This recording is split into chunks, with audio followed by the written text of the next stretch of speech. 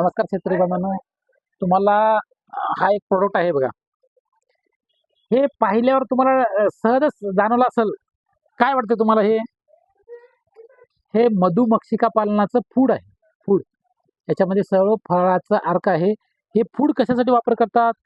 सर्व प्रकारचे फळभाज्या, सर्व प्रकारचे वेलवर्गीय फळं, सर्व प्रकारचे चालतात त्याच्यामध्ये.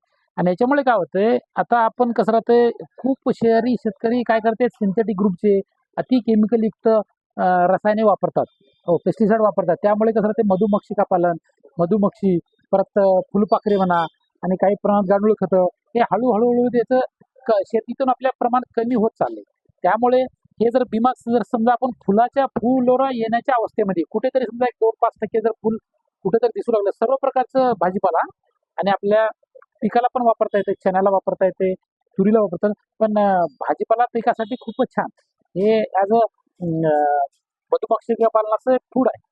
हे जर समजा फुलोरा अवस्थामध्ये 5-10% येऊ लागलं, त्या पिरियडमध्ये एक, परत 80% सरासरी फुलं आहेत त्या पिरियडमध्ये एक जर लावल्या, जर आपण ह्याची फवारणी केल्या, तर हे 15 लिटरसाठी 200 ग्राम वापर करायचं. 15 लिटर पंपासाठी 200 ग्राम हे व्यवस्थित फवारणी करून घ्यायचं. हे वापरल्याच्या नंतर केमिकल शक्यतो करून 4 दिवस तर बिलकुल वापरू नका केमिकल.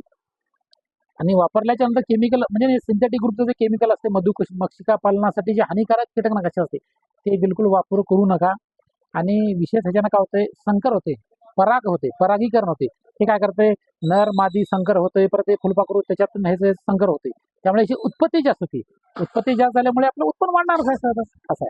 त्यामुळे आपण फळबागासाठी 100% वापरून पाहावे कोरोमंडल कंपनीचं पीमॅक्स. रील आवडला तर यूट्यूबला फॉलो नक्की करा. धन्यवाद.